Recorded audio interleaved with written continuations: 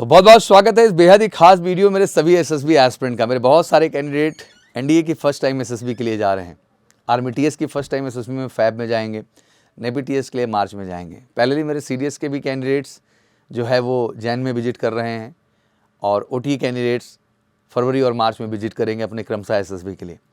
Even सभी technical entries के भी जो कैंडिडेट्स हैं, चाहे एसएससी टेक हों, चाहे टीजीसी हों, साथ ही साथ जैग एंट्री, एनसीसी एंट्री और पहले जितने हमारे फौजी भाई हैं एसीसी, एससीओ, एनपीसीएसएल एंट्री से, सबका एक बड़ा प्रश्न होता है कि सर आखिर ये ट्रैवलिंग अलाउंस जो मिलता है टीएएसएसबी में वो कैसे मिलता है, इसका आधार क्या है। बहुत सारे लोगों में कन्फ्यूज़न में रहते हैं। तो चलिए आज की वीडियो में ये एक मोटिवेशनल चीज़ें डन करते हैं और आपको बताते हैं कैसे आपको ट्रैवलिंग अलाउंस वहाँ पे मिलता है और किन बातों का आपको इस पर ख्याल रखना होता है।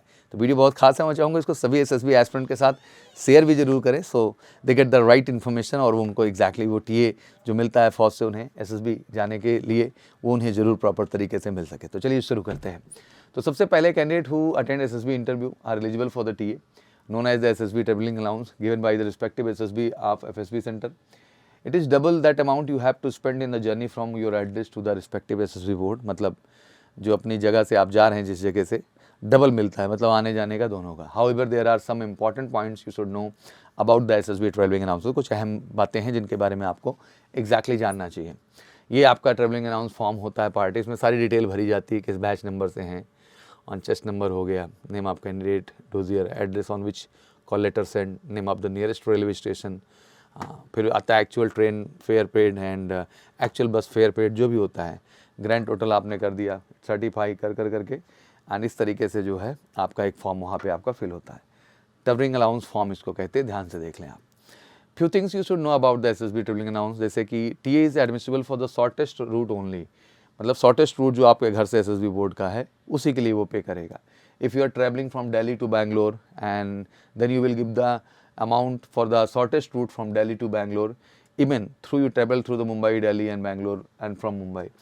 तो जैसे आपको मान लीजिए कि दिल्ली से बैंगलोर जाना है तो क्लियर कट है कि दिल्ली से आप बैंगलोर जा रहे हैं, लेकिन अब आप उसके लिए दिल्ली से मुंबई, मुंबई से बैंगलोर जा रहे हैं, इससे कोई मतलब नहीं हो। दिल्ली टू बैंगलोर का जो एसी थर्ड टायर का फेयर होगा वही आपको पे किया जाएगा, मतलब वही। और एग्जैक्टली आप इतना ट्रैवल भी खूब करेंगे, क्लियर कट रूट पे ही आप चलेंगे।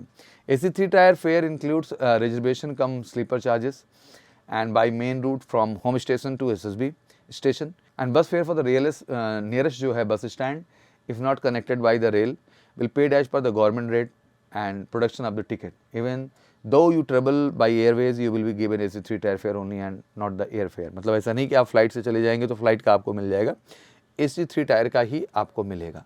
नियरेस्ट रेलवे स्टेशन से आप ट्रेवल करें या फिर बस स्टैंड से, जो कंफर्टेबल हो आप। No reimbursement of rail bus fares, reservation cum sleeper charges will be permitted in the absence of original travel documents. ऐसा नहीं कि आप जो टिकट्स है उसको गायब कर दें, ओरिजिनल डॉक्यूमेंट्स भी कैरी करना पड़ेगा। Make sure you have to the original tickets of two friends are travelling together on a single ticket, both of you should have the original or photocopy of the travelling ticket, आपके पास होना चाहिए। Entitled to TA when you attend the interview for a commission for the first time, पहली बार जब आप जाते हैं किसी भी एंट्री के लिए, एनडीए के लिए, टीएस के लिए, आर्मी टीएस के लिए, सीडीएस के लिए, किसी भी एंट्री में फर्स्ट टाइम आप जाएंगे तो आप इसको पाने के लिए एलिजिबल होते हैं। Such allowance not admissible for the second and subsequent attempts, ऐसा नहीं कि बार बार आपको मिलता रहेगा, ठीक है ना। यू विल गेट द, और सेम टाइम आप एंट्री में नहीं मिलेगा, अगर डिफरेंट एंट्री में जाएंगे तब भी मिलेगा आपको।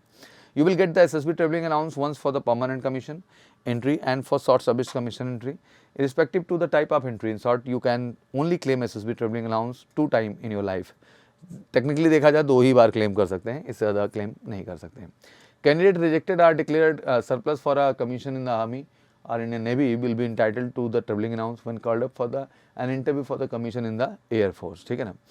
And notes all candidate to collect their TA on the day of reporting after submitting original tickets along with TA form, मतलब on the day of reporting ही आपका जो पेमेंट है वो आपको वहाँ पे मिल जाएगा, आपका जो पेमेंट है वो आपको वहाँ पे मिल जाएगा। तो ये बेसिक अपडेट थी जो मुझे आपको बताना था, आशा करता हूँ आपको क्लैरिटी मिलेगी।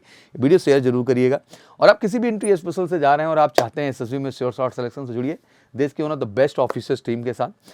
14 to 90 डेज़ का हमारा प्लान होता है, जैसे अभी आर्मी टीएस के जितने भी कैंडिडेट हैं, नेवी टीएस के हैं, सीडीएस ओटीएस से हैं और टेक्निकल एंट्रीज़ के हैं, फौजी भाई हैं, सभी एंट्रीज़ के लिए जबरदस्त एसएसबी बैच का आगाज़ हो चुका है। And we have just one target, हम आपको एक बेहतर तैयारी देते हैं, परफेक्ट तैयारी देते हैं, श्योर शॉर्ट सिलेक्शन की तैयारी देते हैं। इस बार अगर आपका सपना है एसएसबी की, जिस इंटरव्यू से भी आप एसएसबी में जा रहे हैं श्योर शॉर्ट रिकमेंडेशन का, तो कॉल करिए 9696330033 पर और जुड़िए एमकेसी के साथ श्योर शॉर्ट सिलेक्शन के लिए। Thank you so much, wish you good luck, जय हिंद, जय भारत।